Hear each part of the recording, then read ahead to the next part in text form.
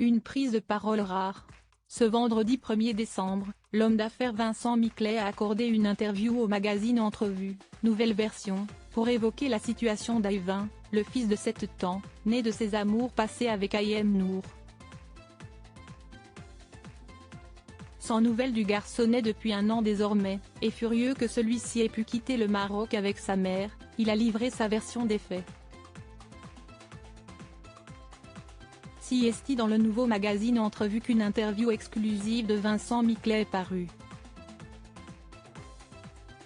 Tout juste racheté par Omar Harfouch, le magazine Entrevue est de retour en kiosque depuis le 1er décembre 2023, totalement remanié. Créé en 1992 par Thierry Ardisson, le magazine a logiquement choisi Laurent Baffy pour le premier numéro de cette nouvelle version. Il y évoque ses opérations de chirurgie esthétique.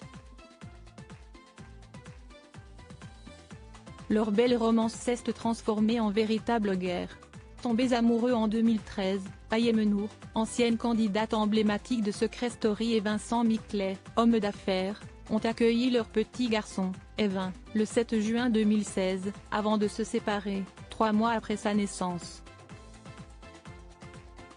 Une séparation totale, en bataille pour la garde de leur fils depuis, tous les deux ont atteint le point de rupture ces derniers mois, lorsque la jeune femme, qui a accusé son ex de violence, a récupéré leur fils, en novembre dernier, et a fini par quitter le Maroc, presque un an plus tard, où il résidait d'un commun accord, chez son père.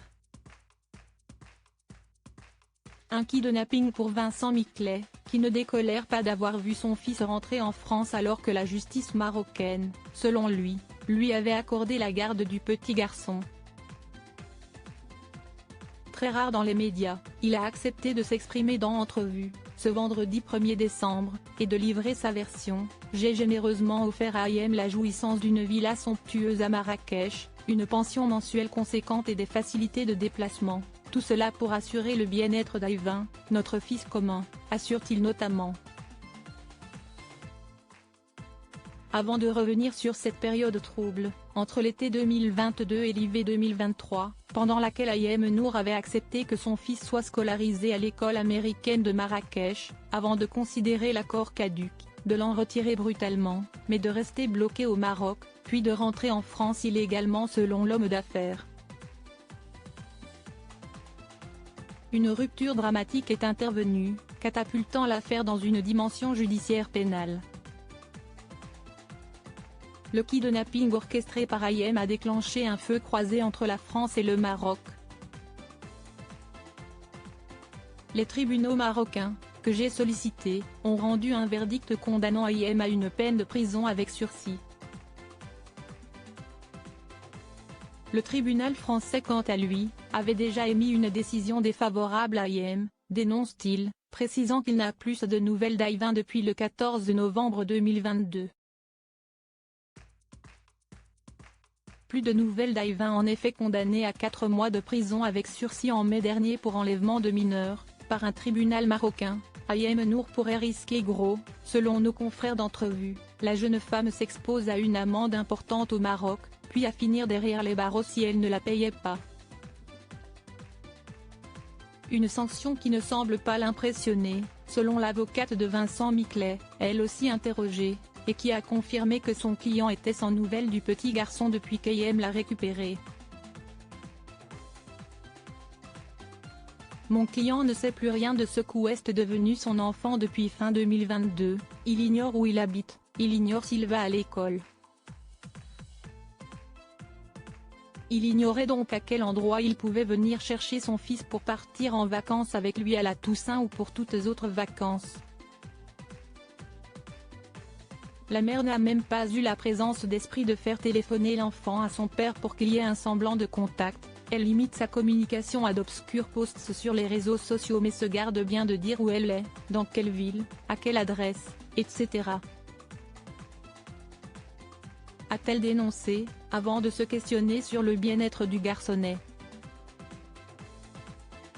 L'idéal serait déjà que la mère comprenne que cet enfant a un père, et qu'au-delà de toute considération juridique, le priver de son père ne peut que lui être extrêmement préjudiciable. L'idéal serait donc qu'elle revienne à un comportement normal ou que sa situation antérieure soit rétablie. Cet enfant était heureux au Maroc, il allait à l'école chaque jour et ne manquait de rien. Aujourd'hui, il est dans la nature et n'a même pas pu aller normalement en classe comme tous les enfants depuis la rentrée. Si est-il plus que regrettable, a-t-elle lancé dans la même interview. Une réponse d'Ayem. Pour le moment, Ayem Nour, qui a relaté tout au long de l'année toutes les péripéties judiciaires sur ce sujet dans les médias ou ses réseaux sociaux, n'a pas encore répondu mais pourrait bien rapidement contre-attaquer. Le soulagement est indescriptible, la joie est immense. Des batailles, j'en ai connu. J'en ai mené. Mais celle-ci est de loin la plus grande et la plus impressionnante qu'il m'a été donné d'affronter, me battre contre la toute-puissance pour le bien-être et l'équilibre de mon fils, avait-elle écrit sur Instagram au moment de son retour en France. Et on espère que cette bataille pourra s'apaiser le plus rapidement possible.